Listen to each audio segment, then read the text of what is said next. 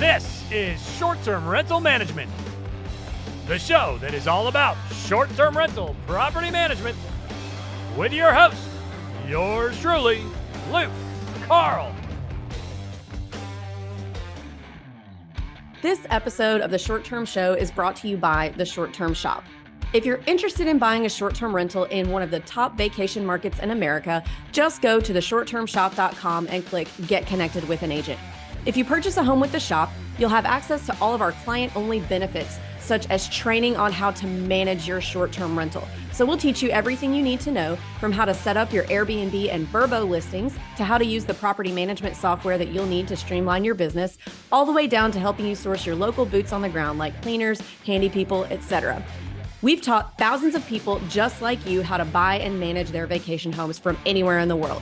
So head on over to theshorttermshop.com and click Get Connected with an Agent to get started. I do have to mention that we're brokered by EXP or else I get in trouble. We'll see you guys over there.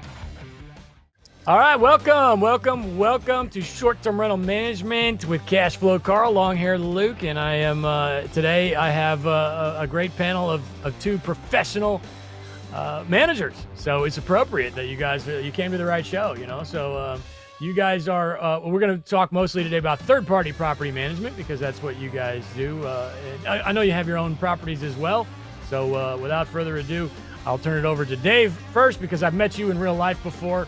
So Dave, and then Mark, if you don't mind, tell us a little bit about yourselves, where you're at, and what your real estate venture looks like today. Yeah, cool. Thanks, Luke. Thanks for having us here too. This is awesome. My name is Dave Stokely. I'm here with my friend and business partner, Mark Vondrak. We have a short-term rental management company based in Cleveland, Ohio. It's kind of funny to hear us described as the professionals because 4 years ago, we started out like everyone else without a clue what we were doing. And we've learned a lot along the way. So yeah, we manage properties anywhere within about an hour of Cleveland at this point in our company's history, at least. And yeah, I'm Cleveland born and raised, live in a suburb of Cleveland. You know, we're big outdoors people, sports fans, all that stuff, love to travel the world. Yeah, and that's us in a nutshell. I'll let Mark introduce himself before I tell you a little bit more about our company and what we do. Yeah, no, thanks, Dave. And thanks for having us on, Luke. Super excited to be here. Yeah, so kind of similar to Dave, born and raised in Cleveland. Got my start in real estate and short-term rentals back in like 2016 when a house hacked a duplex and rented out just a spare room in my house on Airbnb. And from that, I just caught the bug and haven't really stopped since, and just love the short-term rental space. And like Dave said, we started our management company a couple years ago called Host Pros, and you know that's been a lot of fun. And you know we've had some success, but it hasn't been without learning curve and some bumps along the way. But overall, yeah, a lot of fun. And you know, similar to Dave, big outdoors guy, and I love to travel as well. So yeah, that's usually what I'm doing, something along those lines. Okay, great. And talk to me about properties that you guys own. If either of you own your own properties, explain those to us a little bit.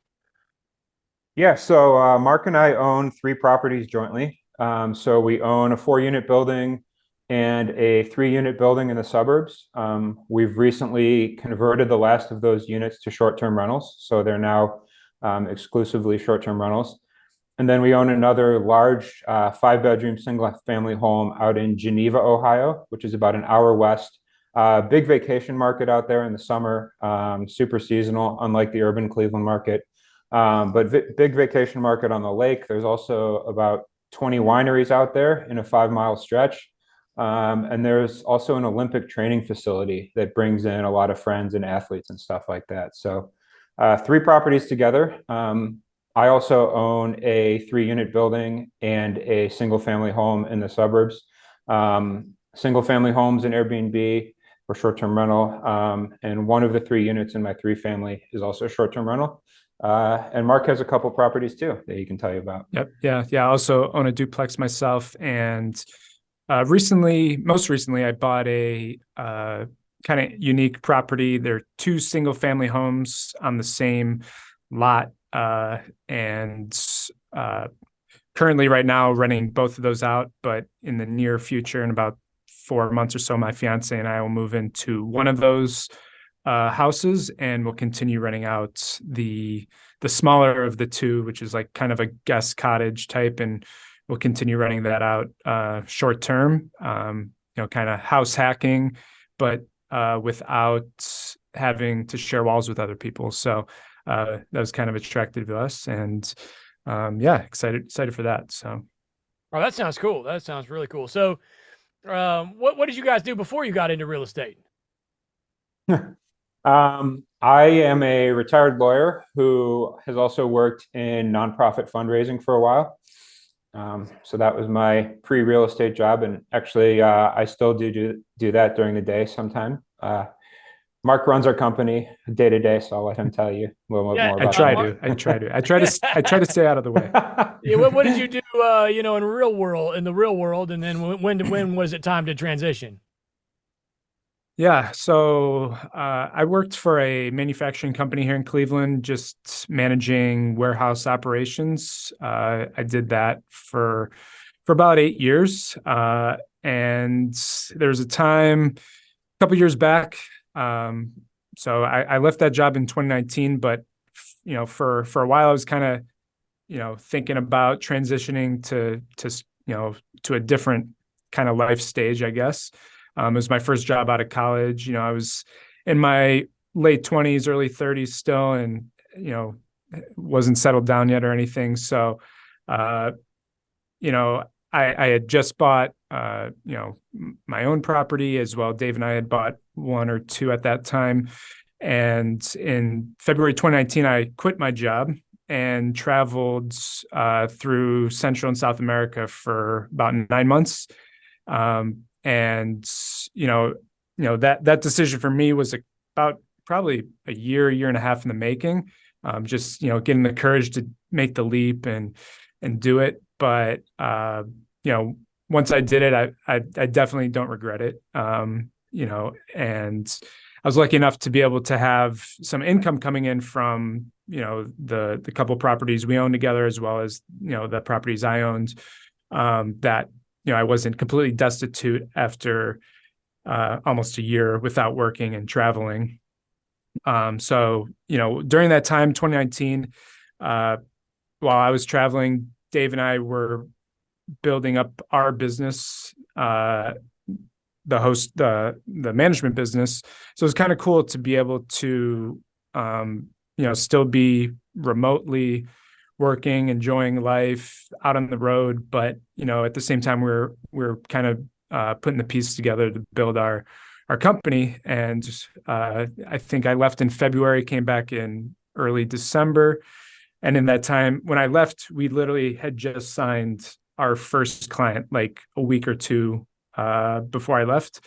And then when I got back, we had about 4 or 5 clients at that time. So just in about 9 months, went from pretty much zero to having a handful of clients. It still wasn't that much, a handful of properties, but all the things that go into building a business and being involved in it, it was definitely a unique experience to be able to do that while getting to travel and enjoy that time in my life. This was pre-COVID, yeah, or like COVID was just hitting. Yeah. So I came back to the U.S. Like late November, early December, around that time in 2019. Stayed about 8 weeks, and then I went to Australia for 6 weeks. And that's when I was in Australia. That's when COVID went down. It was like mid-February that I got there, and then I came back like March 22nd from Australia, and that was definitely a unique time in the world to be traveling overseas. Definitely saw some interesting stuff in airports and planes and stuff. But definitely timing's everything. I think about if I would have maybe pushed that decision to leave my job a year later, in 2020, things would have looked a lot different. I might got scared because of pandemic or, all that. And, it just, timing ended up being the right thing, and was able to do it in 2019 before COVID and kind of take the leap, because, if it happened in 2020, I don't know if I would have had the courage to just say, I'm going to walk away from this paycheck while the world's completely changing. So, did you get stuck in Australia? no, I barely made it out, actually. So, yeah, it was kind of crazy. The, flights were being canceled left and right, and Australia just announced that they were closing their borders both in and out. I think it was April 1st. But there were so few flights leaving that, if you didn't leave, if you didn't get on the next flight, you don't know when you'd get out of there. So I was supposed to leave, I think it was the 24th of March, and I ended up moving it up to 22nd. And yeah, it was crazy. Like, I saw people in the airport, and the girl on the plane next to me was in like a full Ghostbusters bodysuit with like mittens on that she could still play on her phone. It was definitely bizarre. It was like straight out of like some like kind of sci-fi movie. What was your impression while this was going on? Were you just annoyed that you had to change your flight, or were you freaking out, or where were you? Where was your stance? I'll answer that question, because Yeah.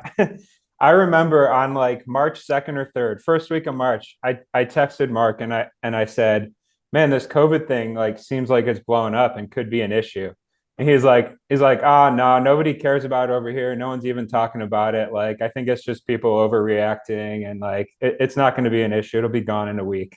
And so that changed pretty quickly. And Yeah. funny, because like Australia locked down harder than like almost anywhere else in the world. So Yeah.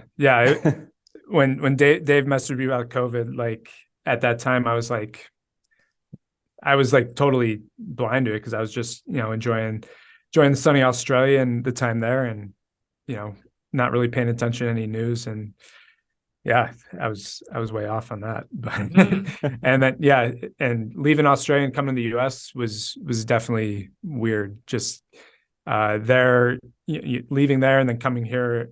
At that point, everything was closed in the US, and it was like a ghost town. I'll never forget going through the O'Hare Airport in Chicago, and it was completely bare, and that is a massive airport. So it was bizarre. It was definitely bizarre.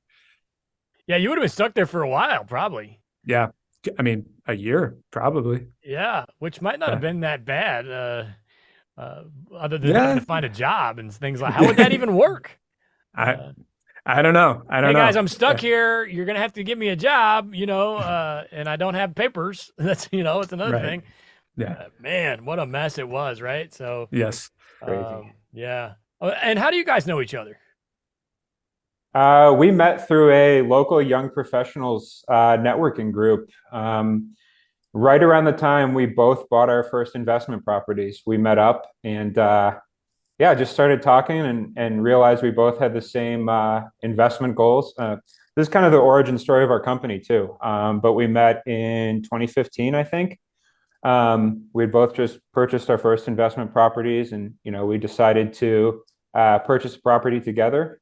We were in the process of rehabbing it, and Mark was renting out rooms in his place on Airbnb, and so we said, why don't we throw a couple of these things up on Airbnb and see what happens? And we were making a ton of money, but it was a lot of work, as you know, and so we just started building systems and implementing technology to make it easier.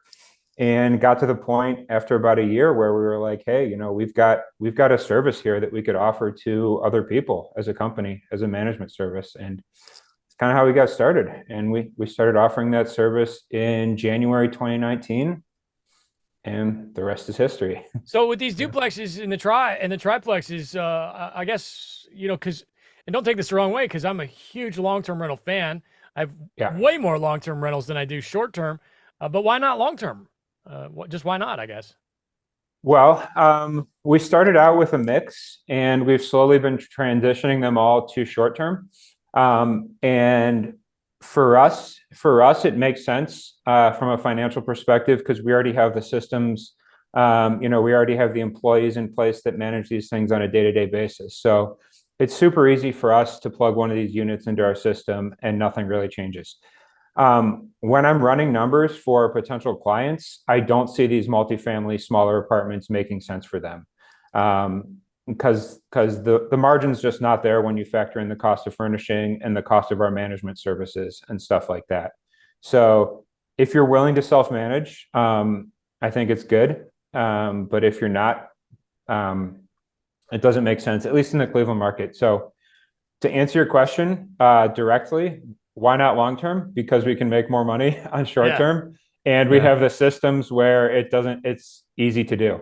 Do you think there's also an element, again, back to the system thing, where you just, it works more in your brain, like, because there is a different type of brain in charge of long-term and short-term. I just happen to be demented and have both of those brains, but is it, in other words, do you like it better? Do you like it better? Yeah, I'd say, I think we do.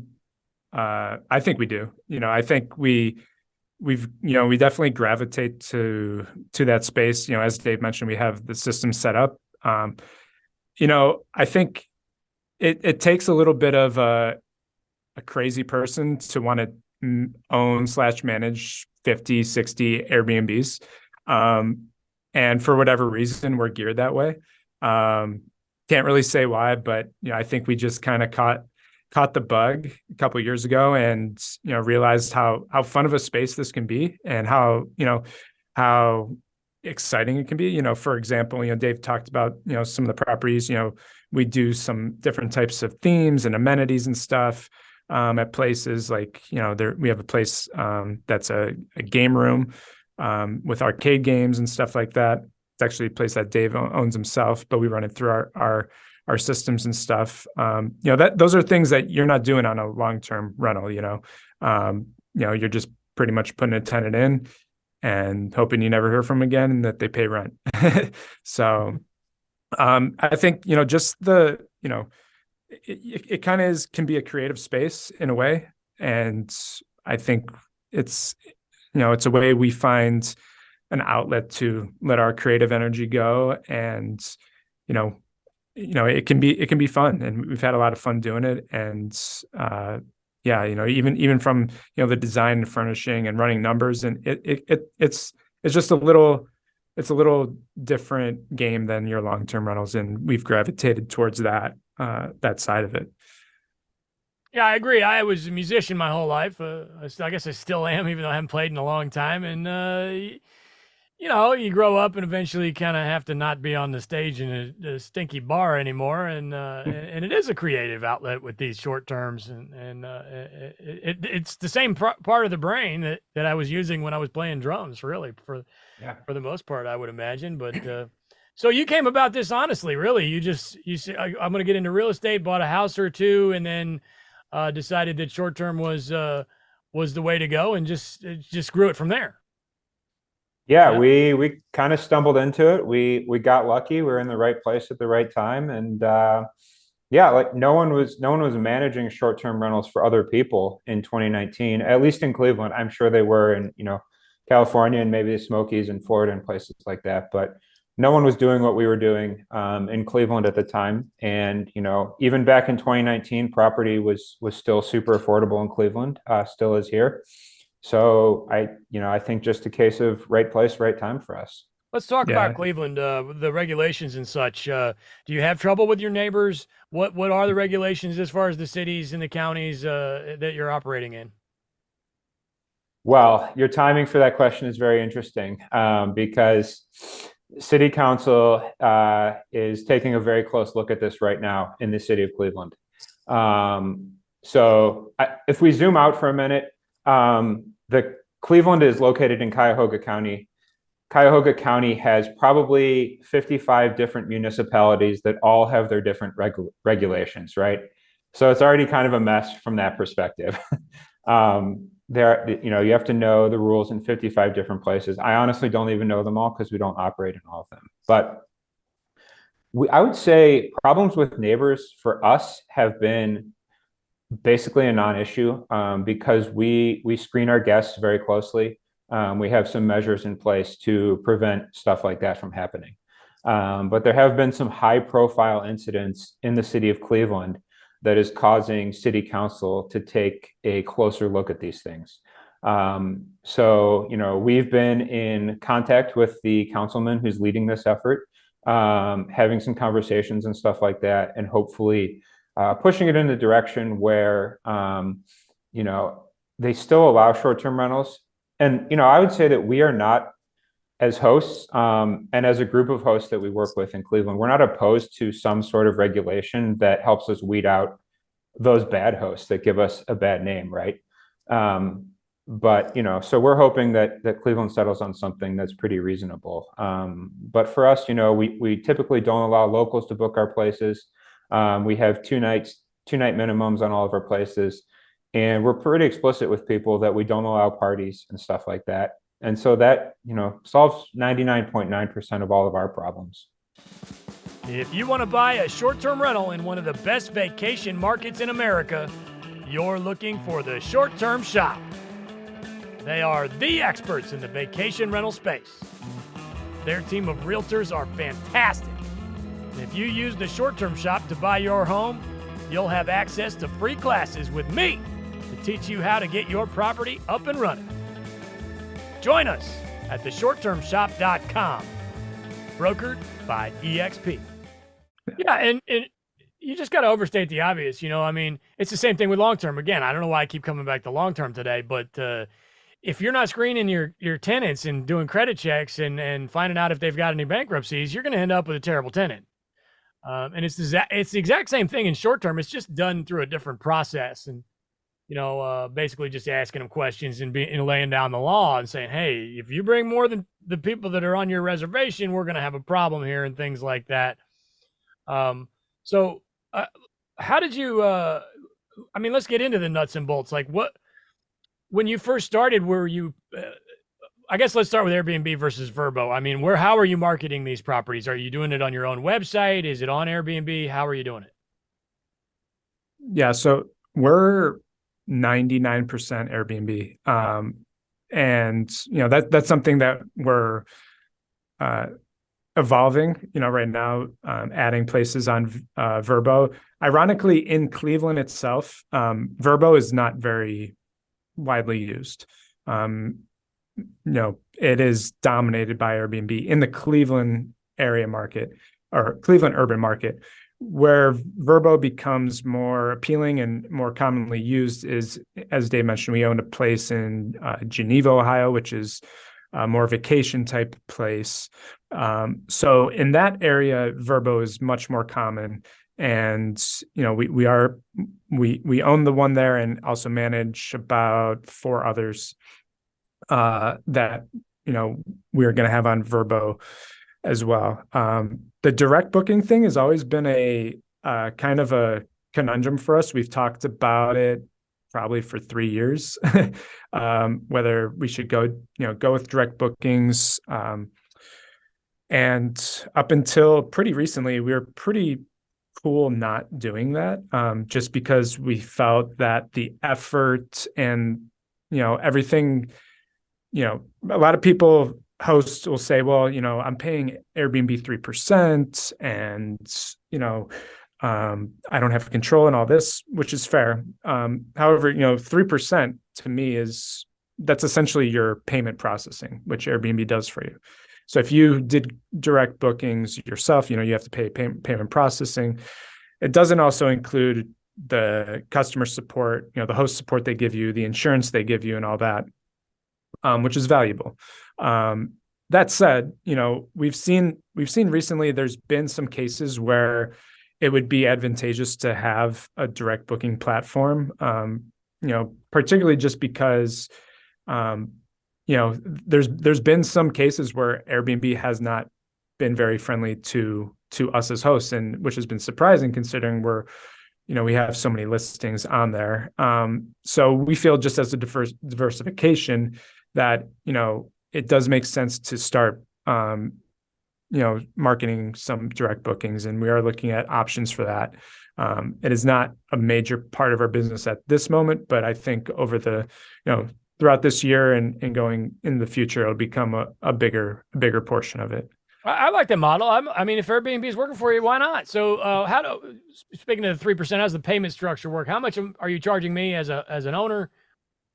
And does that include the Airbnb service fees or not? Yeah, so we are set up primarily as a full service hosting company. So our goal is to do everything for our clients and just cut them a check at the end of every month. So our fee for that is 25% of the gross revenue. I think that's pretty standard these days. And with that, your property is going to be listed on our Airbnb profile. We're Superhost. We have over 5,000 reviews. 5,000 reviews. 5,000. We hit 5,000 earlier this month. My goodness. Yeah, it's pretty crazy. So yeah, you'll be listed on our profile. We manage all the pricing, all the guest communication, before, during, and after the stay. We got a cleaning team of over a dozen cleaners that takes care of the cleaning. They work for you full time? No, they're all contracted. Contract we'll get into that. Sorry, I'm getting ahead of. What's my payment structure? Yeah. And is it different? I'm gonna write down housekeepers here. Is it different for different owners? In other words, is this single family a different? Is it all 25%? Yeah, it's 25% across the board. Yeah, and that's just kind of what we've determined. And that does cover what you're paying, what Airbnb's taking, or it does not. No, the 3% fee is deducted as well. Okay. So it's 25 plus 3, basically. Plus 3, yep. And owners are responsible for any operating expenses. So they're responsible for the cost of toilet paper. They're responsible for landscaping, snow removal.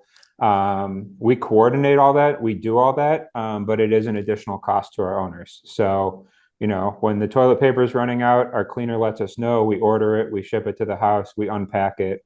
Take care of all that.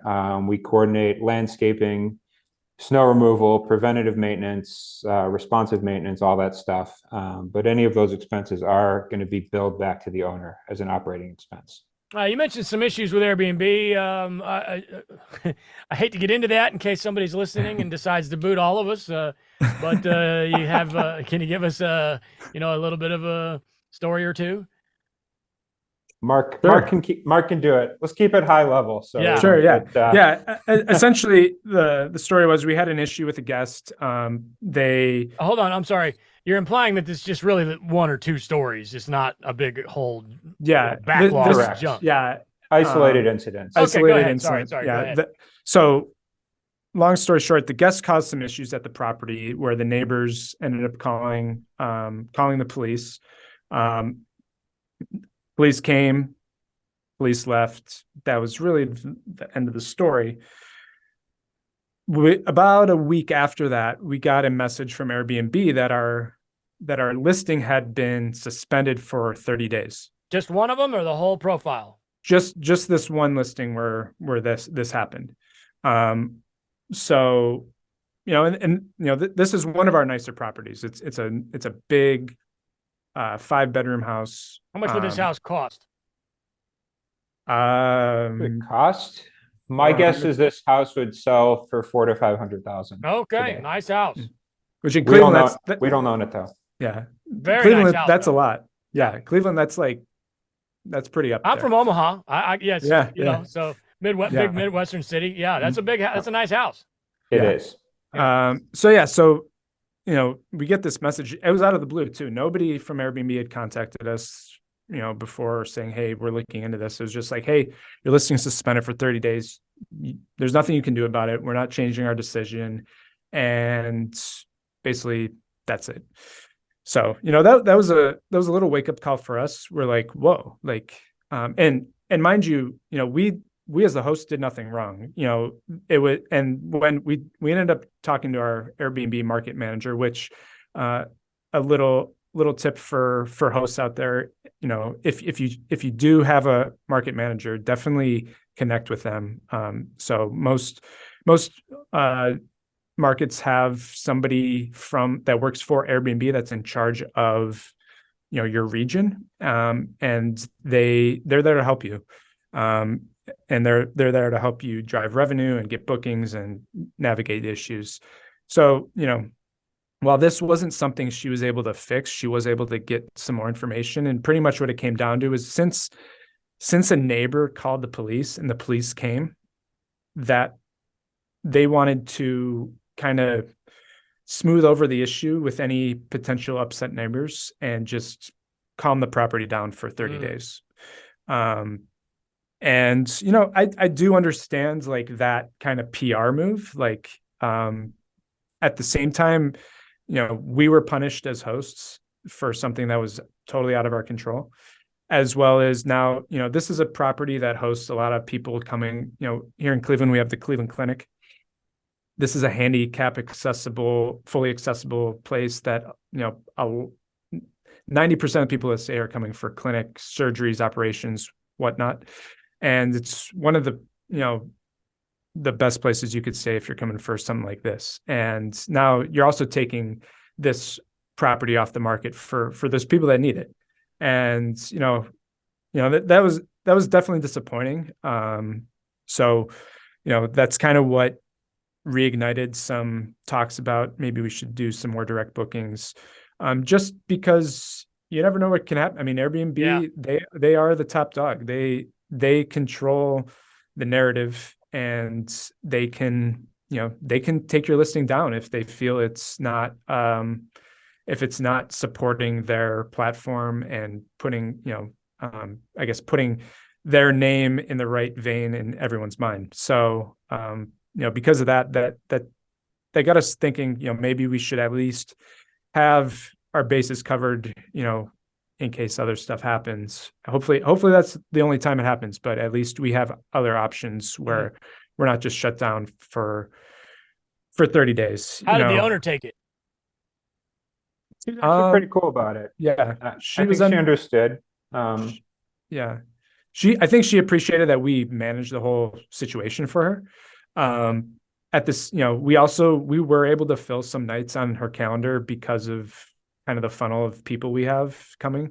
You know, we're always getting inquiries about, hey, I'm looking for this, and, you know, these dates and this many nights. And we were able to essentially direct book a portion of those nights that she would have missed, just because we have a larger funnel of guests and leads coming in.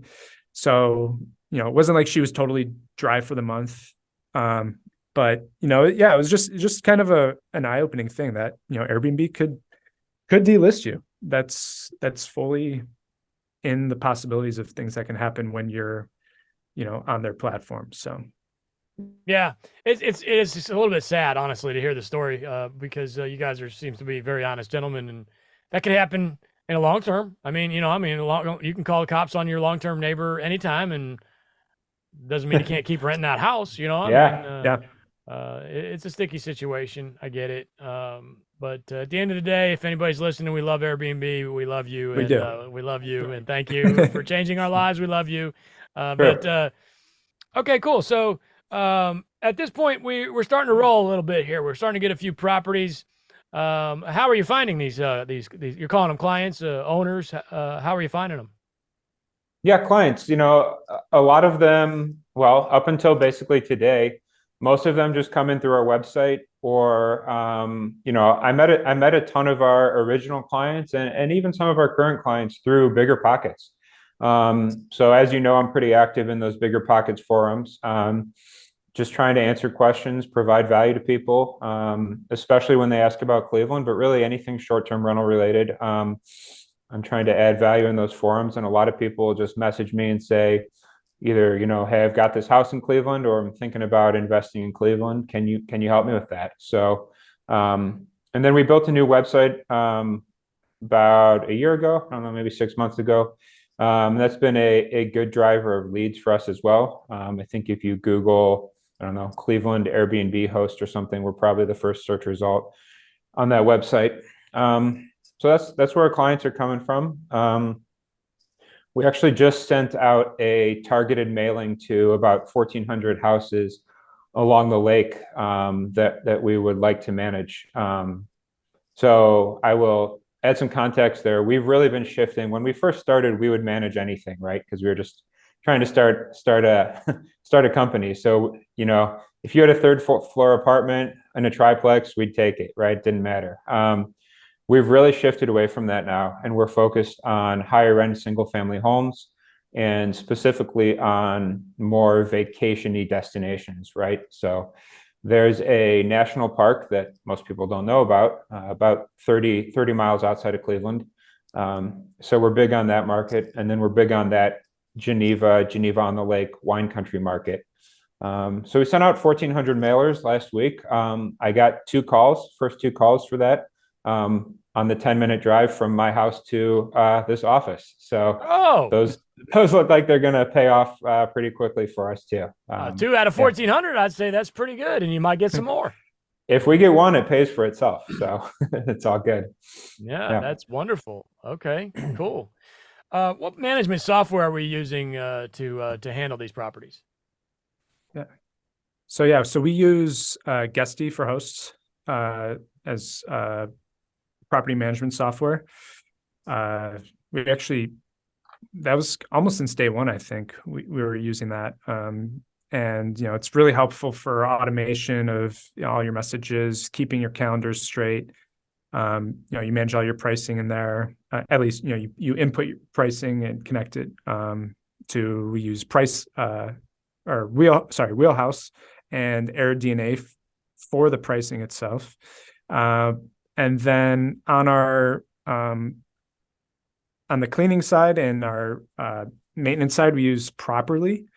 And that is, you know, we schedule all our cleaning turnover jobs, all our maintenance tasks. It all is scheduled in Properly, and that's also really, really nice. It integrates with Guesty, so the calendars get synced, and it's pretty seamless. I think our employees like using it. One of the cool things about Properly from a cleaning standpoint is when the cleaner's there, it's an app on their phone, and they clock in when they get there.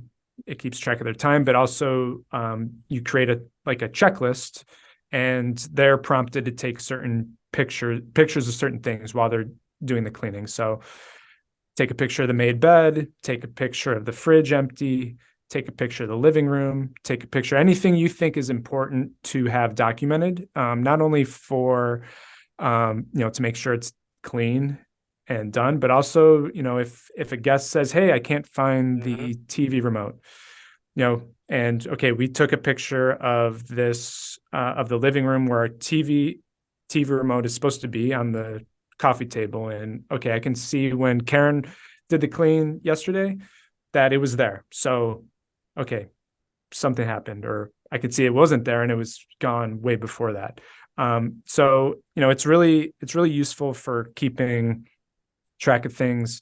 Also for, you know, when training, you know, if we're bringing a new cleaner on board, you know, you pretty much list out exactly how they should do things, you know, how the bed should be made, how the towels should be folded, what to throw away in the fridge and what to keep, what supplies should be out. All of that is in your checklist, and the cleaner actually has a visual on her phone where they can see where it should go and how it should look. So it's really useful. So you mentioned Wheelhouse. It seems to me like 90% of everybody's using Price Labs. So why the Wheelhouse move? Not that I'm not against it at all. I just curious. Well, for pricing, we use both AirDNA and Wheelhouse and kind of compare the two. So I was listening to your spring pricing podcast this morning, actually. So cool.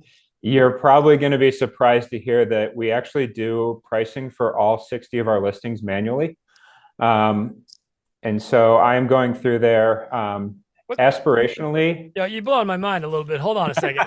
So again, we didn't even go over that. 60 properties. Okay, so that's 60, number one. Holy Lord, you know, that's crazy. And then manually pricing, you're doing that on Guesty for hosts, I would assume. Yeah. Right on the platform, on the management software. And then how often, what's the pricing system? Is this like every Tuesday between 1 and 3, or how does that work? So yeah, aspirationally, it's on a weekly basis. In reality, it's probably more like every 2 weeks, because there are just so many, and the manual process makes it difficult. But I think that hands-on pricing approach has been part of the reason why we've been successful, I agree with that. Yep. rather than just plug and play. Just looking at the statistics that Airbnb provides us, across all 60 of our units, we are at 17.4% higher occupancy than comparable units, and over $29 a night higher nightly rate than comparable units. So I think those numbers are achievable because of the hands-on pricing tactics that we No use. interest in implementing, a Price Labs or beyond, or Definitely some interest in it. Yeah. Yeah. I it does just do a texted wonderful Mark. job. It does. Now, No, that being said, in your defense, I agree with you. A qualified manager with a lot of historical data in their brain, and they're using their DNA, et cetera. A lot of times you can probably do a little bit better job on your own, but there's so much to keep track of. There's a lot of room for error. So that's Yeah. what I worry about. For sure. What I've personally seen is that those pricing tools don't do as good of a job of capturing local events that are going to drive higher premium pricing. I think they do a good job of capturing seasonality, but not so much, like the Lizzo concert that's coming here in a month, right?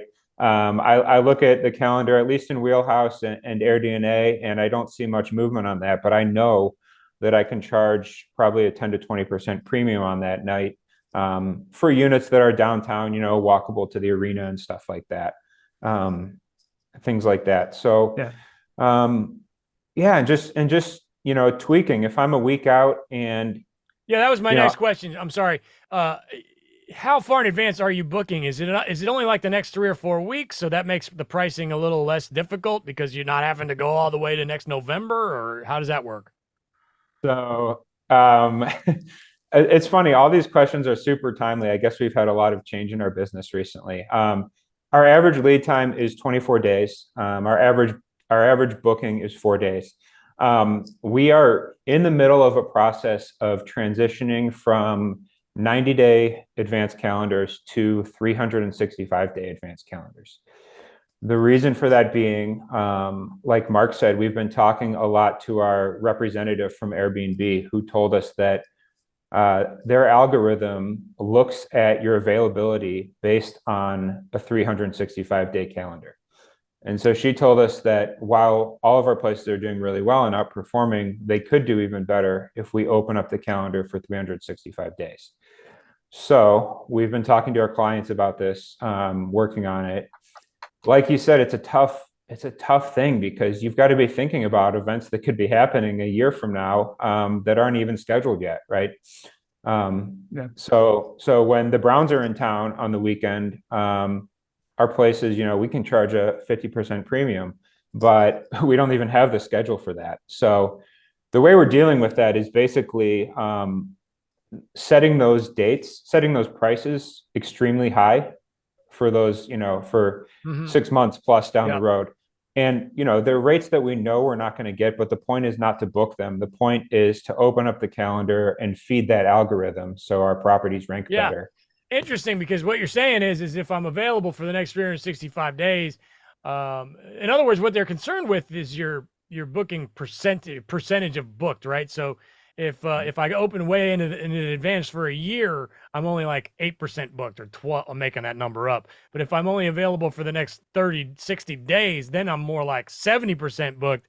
So there's a chance that their algorithms won't send me as much traffic because their system is trying to say, hey, this guy's already got enough juice. Why bother with him? That kind of thing. Is that? Well, I think my understanding was that the algorithm is just looking at bookable days in the next 365 days. So if I have no bookings and I've blocked my calendar for beyond 90 days, my availability is only 25%.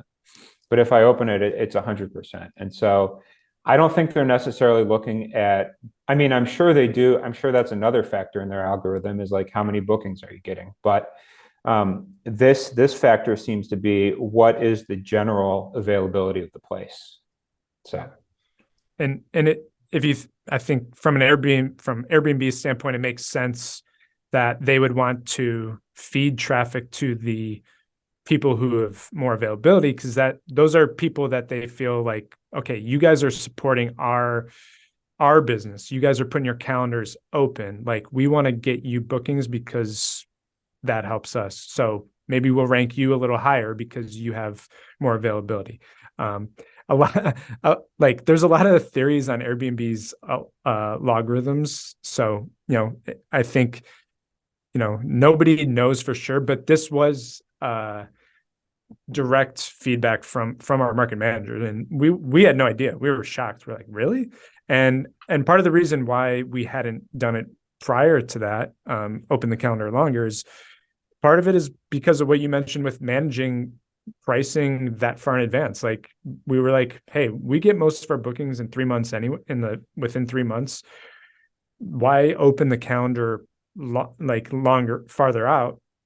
We'll have to manage all that pricing, and that's more work than we're even going to get any bookings for. So, but when we got that feedback, it kind of made us reconsider. And so we've tried it. And actually, we have gotten some bookings further out that we wouldn't have gotten at some really nice rates. I think one of the other advantages, that we have is with the number of units that, under our portfolio, we can also see the trends. So, if we notice, hey, we booked in the last 48 hours, we've booked 5 stays on these specific dates in downtown units because they're coming for the Bruce Springsteen concert. And wow, okay, now we can take that to our other units that are unbooked and say, hey, those places already booked at this rate. Why don't we bump that up 10 or 15%? Because we know this is already a hot time that people are booking. So I think, again, we have, since we have more reach and have a funnel, and we can kind of read the tea leaves and read what's going on in the market, and use the tools like Wheelhouse, AirDNA to aid our decision making. But it's not like we're just going full in 100% on everything they say, because we also have a lot of our own data we're gathering. Mm-hmm. And how are we finding these housekeepers? And what does your team in general look like? I guess so. Let's start with housekeepers, and we'll build from there. How many do you have, and how are you finding them? Yeah, so we have about a dozen housekeepers. We have found them a lot of different ways. Yeah. We've a couple of them were referred to us word of mouth by contacts or people we knew. A couple were from other companies that were maybe working in similar ways, but we found out that they weren't treating their employees right. So we talked with them and kind of poached a few. And we also put out some ads, just Craigslist or whatever. Was it Craigslist? Can't remember how we put them out, but we did get a few hits. And we've also, we get a lot of people coming.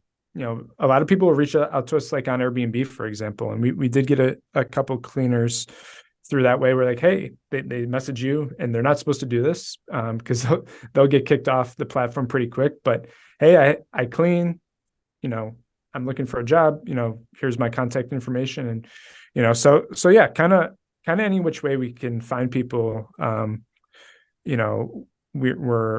we're open to that. And then, we talk to them, interview them, meet them, put them through some training, and, get them kind of acclimated to everything. It's pretty common that you'll find somebody that's like, oh, I've cleaned for 20 years.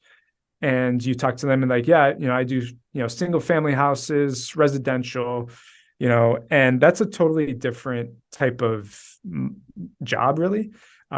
So I think one thing to be careful with is just make sure that you're getting the right type of person for the job, because somebody that's in residential cleaning versus Airbnb or short-term rental turnovers, it's a totally different thing. Totally different.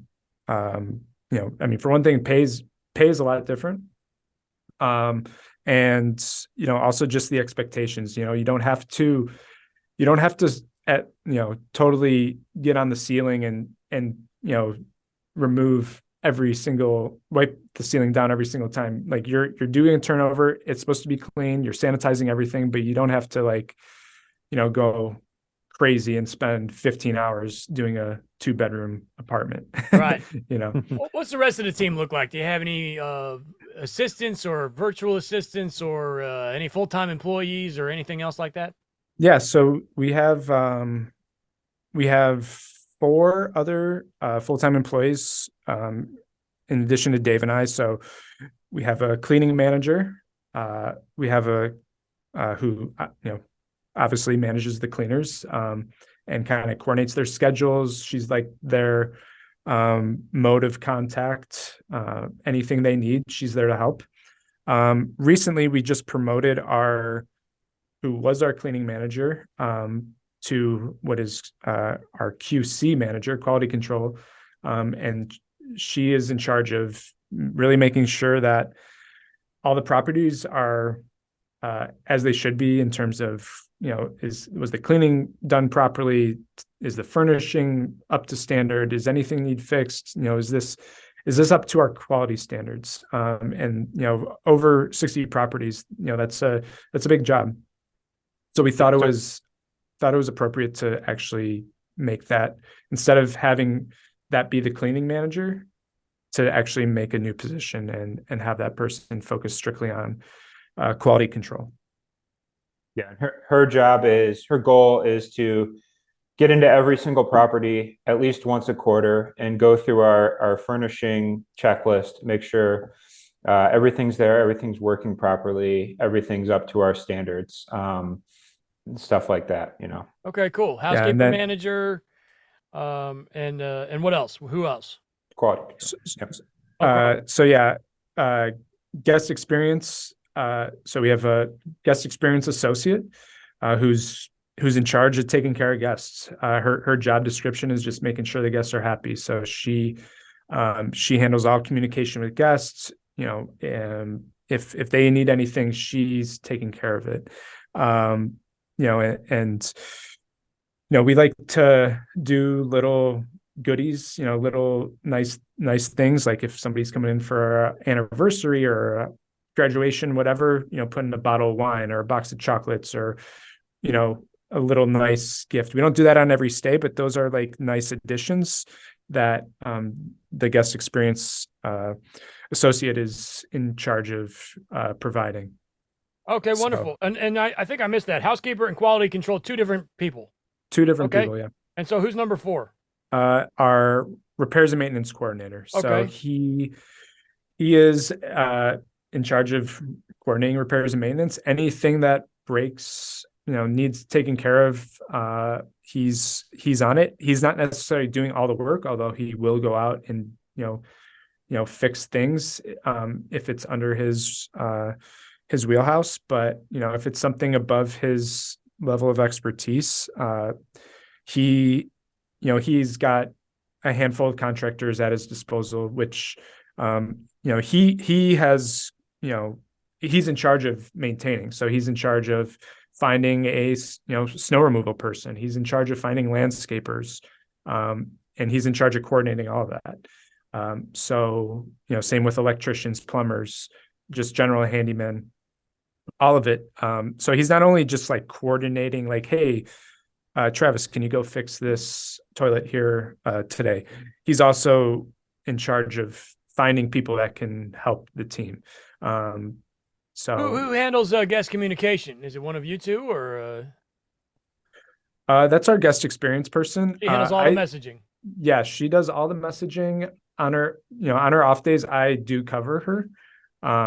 So yeah, it's actually something I really enjoy doing. Yeah. I know it's like kind of weird, but I actually love it. Yeah. I love it too, about 2 days a week. Yeah. 2 days is good for me. I'm good. I get to have my fun and then and then turn it off and not have to think about it till the next week. But Yeah. just having that mind space where she's taking care of it's really helpful. But yeah, she does handle all the communication.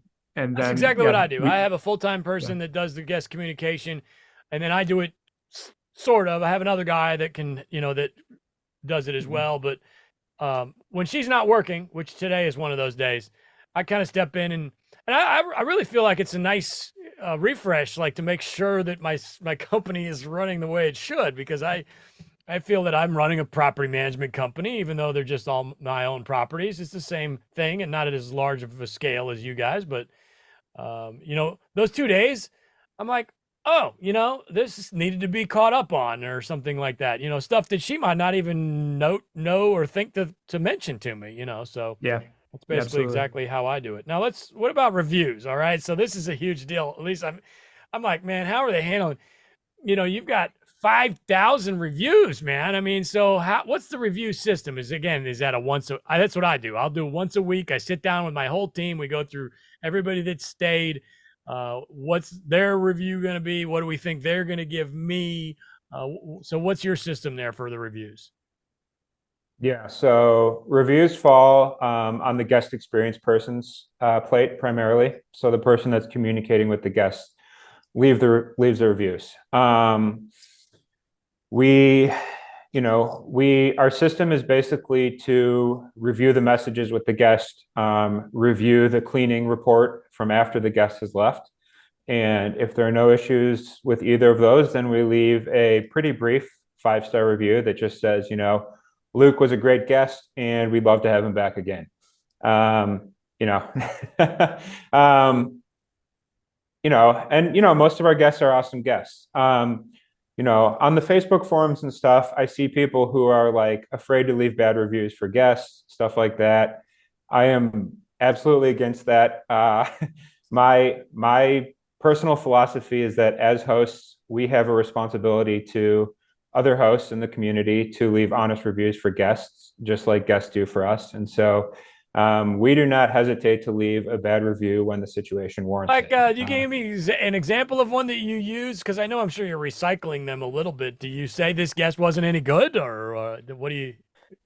If the guest trashed the place, we'll just say the guy was totally disrespectful of the property and left the place a mess. And click no, we would not host this guy again. Right. And that's that. If someone is really a pain in the butt and they are unreasonable in their requests and stuff, I'm not afraid to say that too. What's an example? I don't know. Mark's been frustrated with a few guests recently. I would imagine that you have been. Yeah. He can share a story, I think. Yeah, there was the guy who he booked one of our condos. This is downtown, and he said the neighbors were loud, and that he wanted a refund for his. So it was a 2-night stay. It was the morning of his. The next morning he's like, oh, like last night was terrible. The neighbors were loud, blah, blah, blah. Like, I want a refund for my night. And so, we try, I think we used to kind of just give refunds out at the beginning. I think we've become a little more careful how we hand them out now. But I think we gave him like a $50 refund for the issue and said, that stinks. And he's like, I want more. He's like, I want a bigger refund. And I was like, mind you, we offered to bring over a noise machine. We offered to bring over earplugs. We also offered to go talk to the neighbors, and he declined all of these. He said, no. He's like, you don't have to do any of that. And so to me, it's just seemed like he just wanted to complain. Yeah. And that he just wanted somehow him getting an additional refund would have made that a little better. He would rather get the refund than us fix the problem. Right. Which to me didn't sit very well. I get you were unhappy about being that neighbors were loud. Again, we can't control that, but what I can control is I can bring a noise machine over. I can bring some earplugs. I can also talk to the people, not against talking to them. And, he didn't want it. So in his review, said, hey, he was a good guest, but he was a little unreasonable and wanted to kind of rake us over the coals over something out of our control and asked for like a larger refund. And he responded, he like messaged us right after the review was posted. And he's like, this is ridiculous. Like, how could you call me out on this in public and blah, blah, blah. Like, and, we were just like, hey, like, I would, if that's how you're going to behave, like, us hosts, like, we're just people, right? Like, I'm not a massive hotel chain. Like, I can't move your room. I'm just a guy who ends up to manage some short-term rentals. And, this was also, I think what also annoyed me, this was in like December or January, it's just like the slowest time of the year.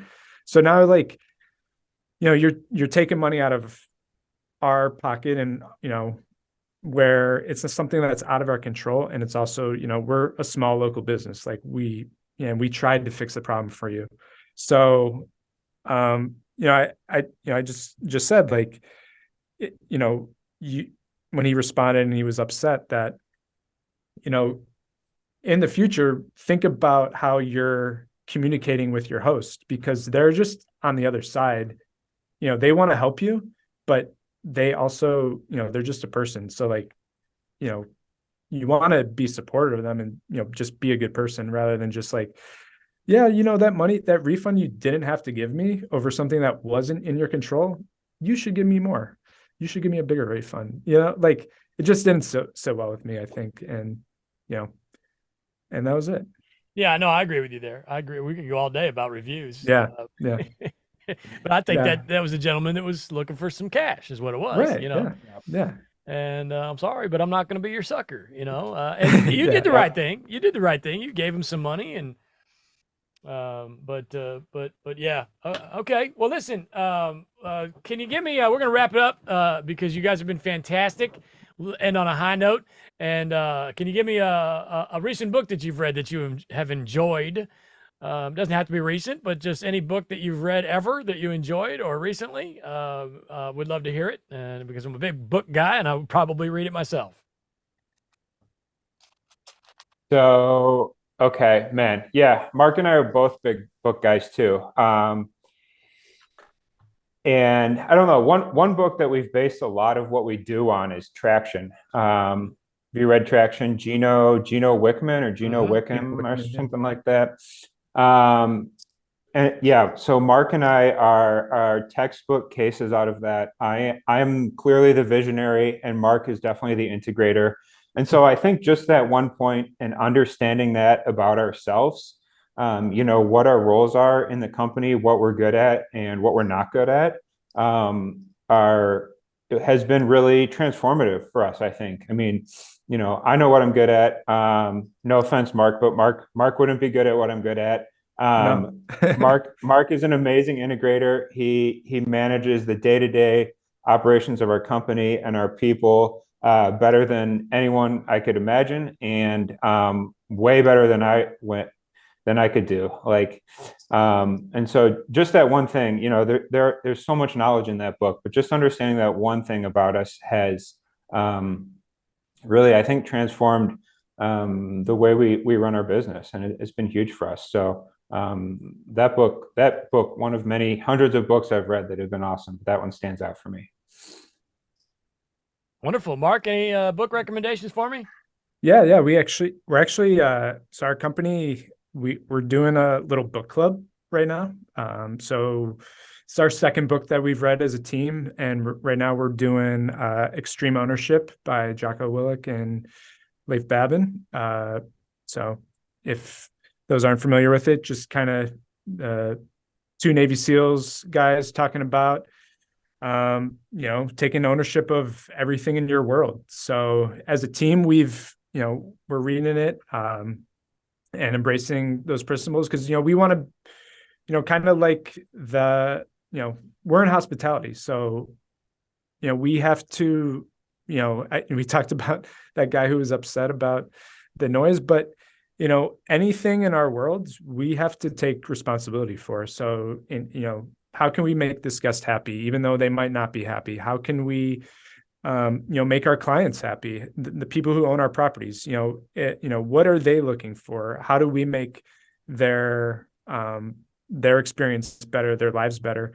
And how can we take any problems that come up and just own that, take responsibility for it, and then from there, just take care of business. And I think that book has been, I read it a couple years back when I was a young manager at my old company and had no idea what I was doing. So it really left a big imprint on me of how, like, when you own a business and when you're a leader, and even if you're not a leader, if you're a subordinate on a team, like, there's, taking ownership of everything in your life is powerful. It can really transform the way you do things, the way you see things, and the way you think. And, so that's a really, really powerful book. Absolutely. Love that book. Fantastic. All right, listen, guys, you're wonderful. You've done it all. And I wish you all the success in the world. And you have a new podcast coming too. Let's plug that real quick. That's true. Yeah, we just recorded, hasn't even been published yet, but we just recorded the first episode of the Ohio Short-Term Rental Podcast. So that will be, as soon as it's edited, that will be out there. And we'll be planning on a lot more episodes soon, focused on Ohio and probably specifically the Cleveland market. But yeah, we get so many questions from people about, like, where should I buy? How much can I make on this? And so we're going to do things like deep dives into the market. We talked some about, regulations. So we're going to talk about what's going on in the regulatory space in Cleveland and the surrounding markets. Just kind of how we analyze properties, what we're thinking about, where we're buying, and telling other people to buy and stuff like that. So I just want to be a resource for anyone that wants to invest or is already investing in the area here. Okay. And you're going to be at the conference next month as well. Nashville. Yeah, the short-term rental wealth conference or something like that, right? In Nashville. I'm probably screwing up the title here. Well, either way, I'll be there as well. Avery's speaking at that one. We'll see you there. Yeah, I'll see you there. It'll be a lot of fun. Mark, did you have something else you were going to say? Yeah, no, I was just going to say, a lot of people also ask us, like, you manage short-term rentals in Cleveland? Like, who would ever come to Cleveland? So for anyone that's skeptical, pay us a visit. You can stay at one of our places. We'll definitely show you a good time. And yeah, Cleveland's cool. You just got to come here. Yeah, Luke, the Rock and Roll Hall of Fame. If you haven't been, you got to come check it out. Well, rock and roll. Yeah, short-term rental wealth conference is March 20th through the 22nd in Nashville. So we'll see you guys there. That'll be fun. And Mark, congratulations on getting married. That's awesome too. Oh, thank you. Thank you. And thank you for coming. And as always, don't overthink it. Amen.